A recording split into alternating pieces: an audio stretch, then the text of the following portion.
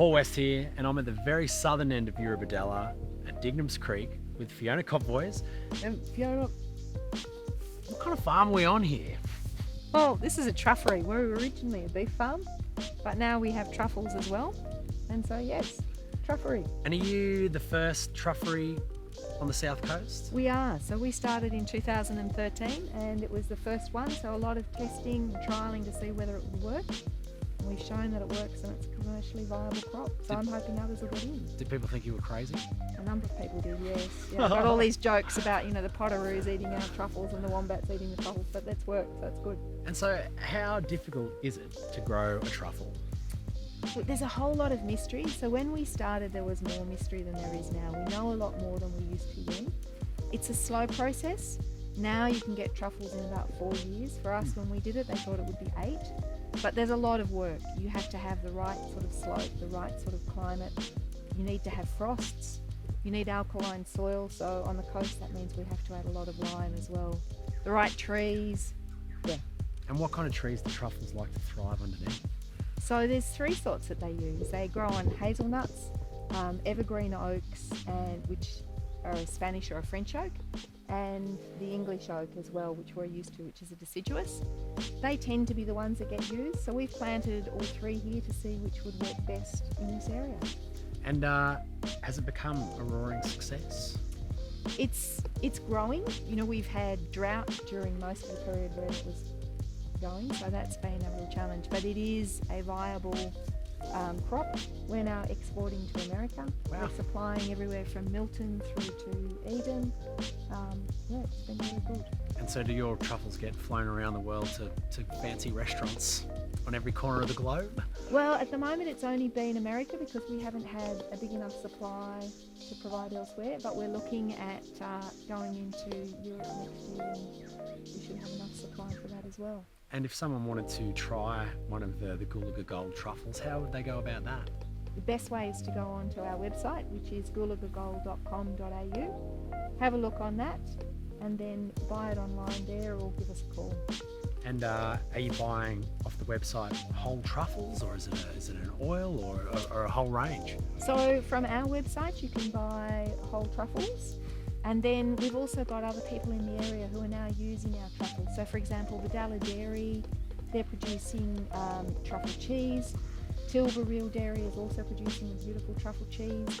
Bodalla Dairy's doing ice cream. Truffle ice cream. Truffle ice cream. It sounds odd, but it's absolutely beautiful, really, really good. And then we've also got Il Passaggio's doing oil and salt, and hopefully we'll get some people in the area doing mustards, balsamic vinegars and honeys. And what is it about truffles that you think is so intoxicating for people? It's one of those things that has a flavour you just cannot put your finger on. If you say describe the flavour, it's unique. It really is. It's a bit like a mushroom. It's not like a mushroom. It enhances other things. When you put it into something else, it just enhances it.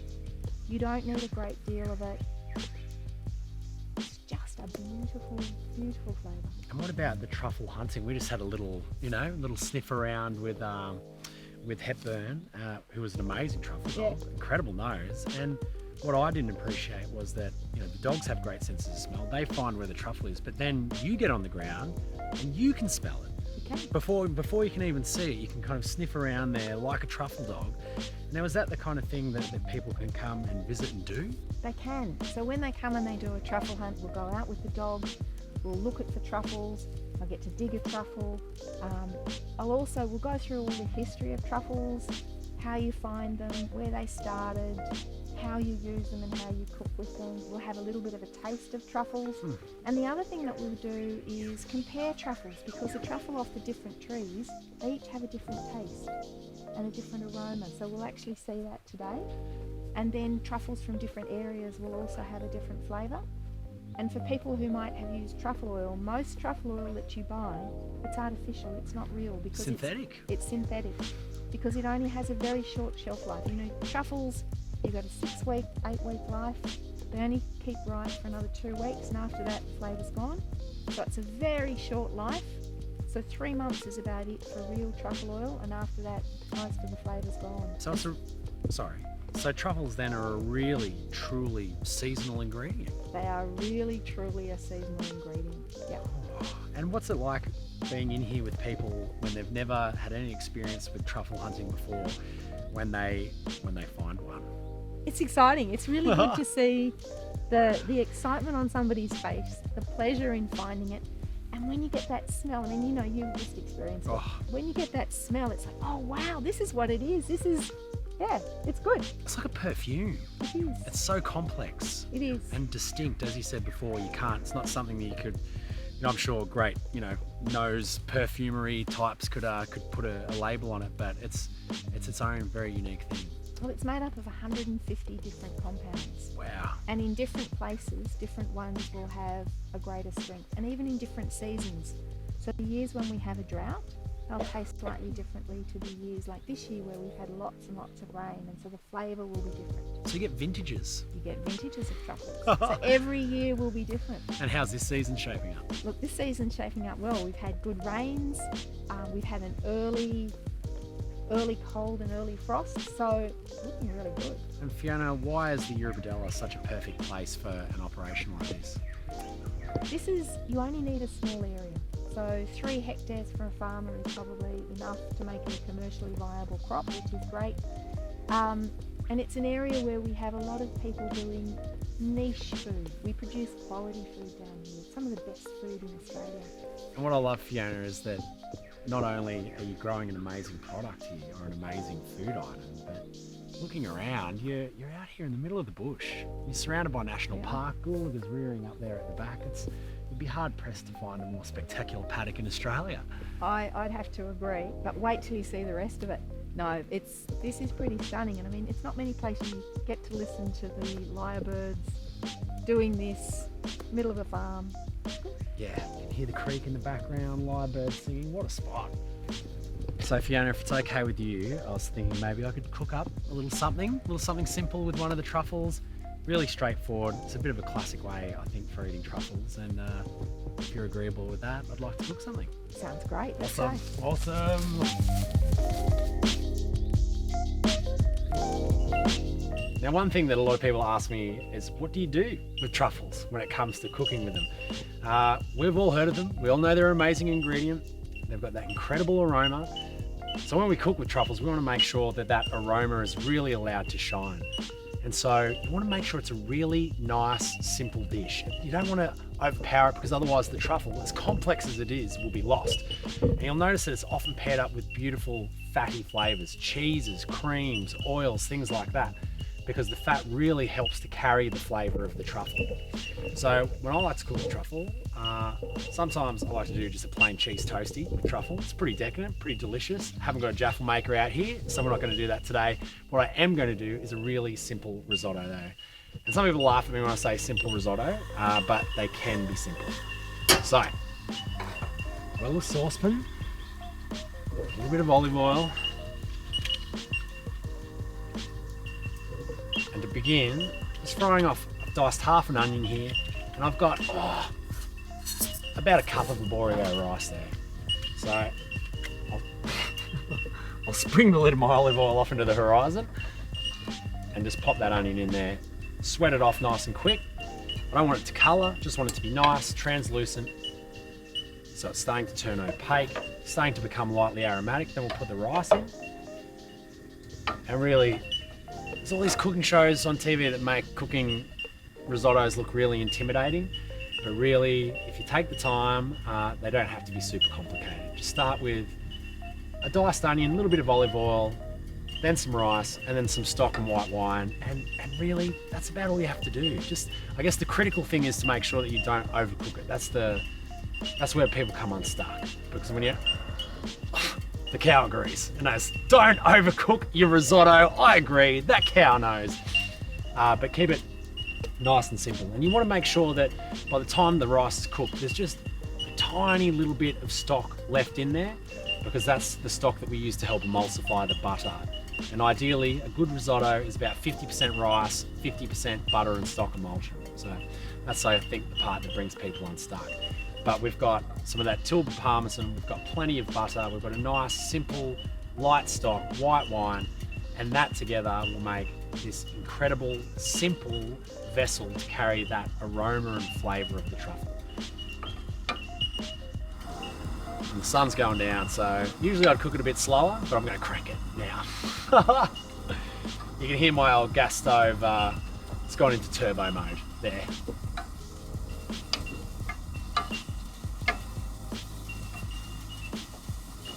Just to facilitate that, I'm going to put a little bit more oil in there so it doesn't dry out.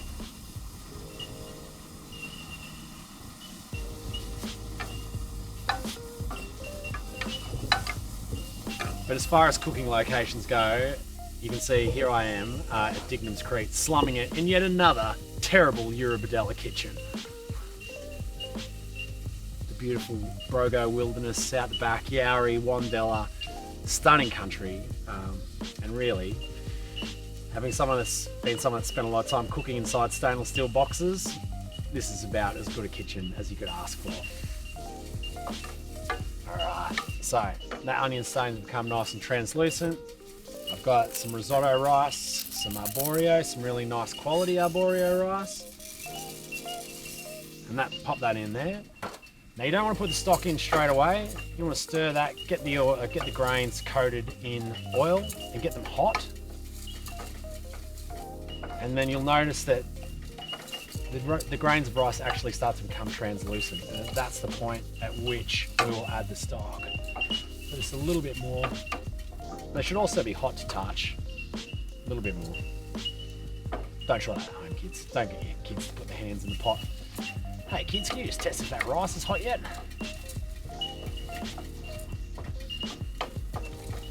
Yeah.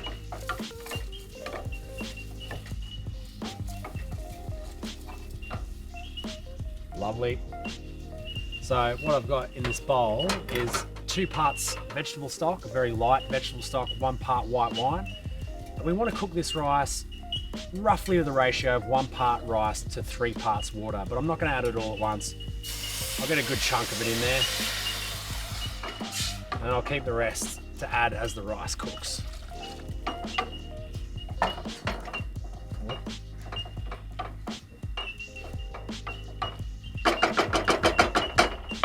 And what happens next really depends on who you ask. You can ask 100 different chefs how to cook risotto, and they'll each tell you 100 different ways to do it.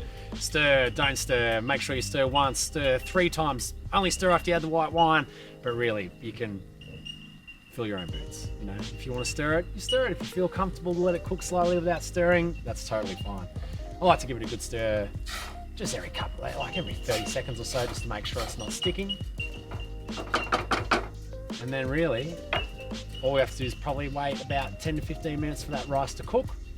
And once the rice is just cooked, there'll be a tiny little bit of stock left. I'll emulsify the butter, add some herbs and cheese, and then to finish it off, shave one of these magnificent Gulaga Gold truffles over the top. And you've got to smell it to believe it. You know, I wish I could describe to you how this smells. I wish I could describe to you how this truffle smells, but words won't do it justice. And if you think you have smelled truffles before with artificial truffle oil, again, it's like a lolly banana compared to a real banana. Like it kind of tastes the same, but really they're chalk and cheese. But it's all about that aroma, and it's so complex and so unique that you've really got to experience it for yourself just to understand what it's all about. And so I like to serve it over the top of this hot risotto. The heat from the risotto will help release the volatile compounds that come from the aroma of that truffle. So that rice is swollen with that stock and wine now, and it's having a taste.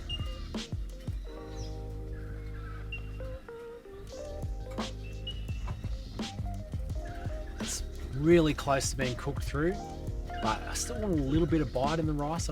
Because rice will really quickly go from undercooked to perfectly cooked to gluggy. And what we really want to avoid here is gluggy. So there's maybe just another 30 seconds of liquid that I want to cook out of that. And then I'm going to freshen it up with a little bit of parsley.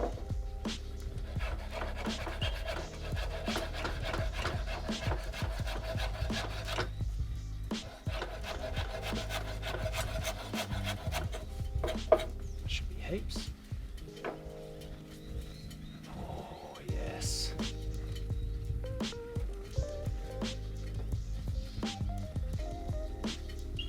Righto, I'll kill the heat. And I'm going to pop that parsley in there. And I've got this beautiful butter that I'm just going to quickly dice up. A couple of solid tablespoons worth of butter there. And once the heat's off, you don't want to add the butter while the emulsion or while the liquid's still boiling. I'll stir that in. Oh yes. Oh, a little bit of salt down here as well.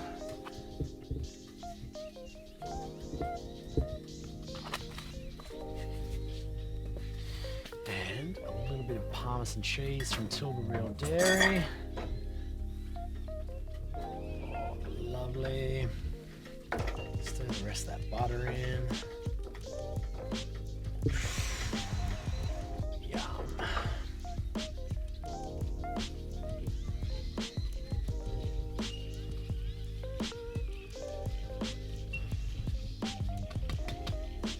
So I'm using plenty of butter, plenty of Parmesan cheese, because the truffle really likes to use the fat as a vessel to carry that aroma.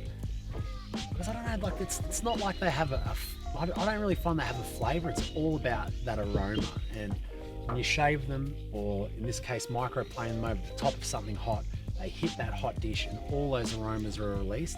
That to me is what truffles are all about. And that's looking good. Let's have a quick taste.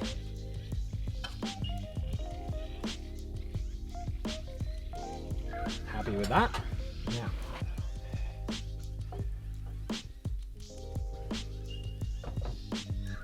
simplicity is key when it comes to truffles, I reckon. Something nice and fatty, something that isn't going to overpower the flavour of them. But you still want to make it a decent meal, you know? So, that's why this really simple risotto, quite plain. There's cheese, butter, white wine, light stock.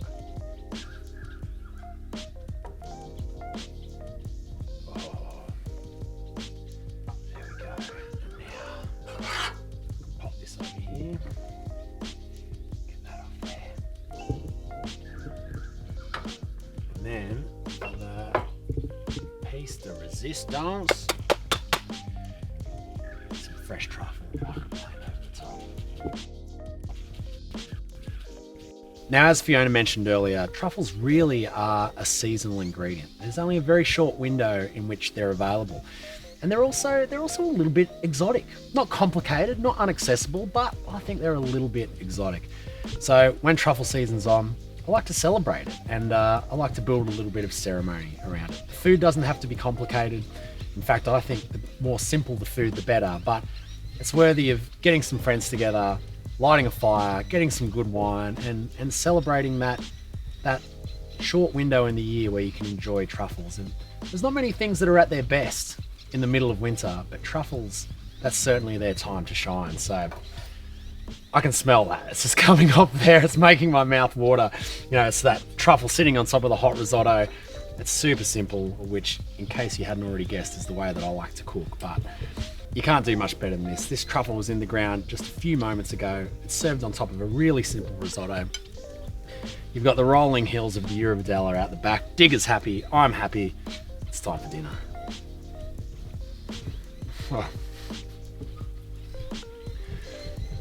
Words can't describe.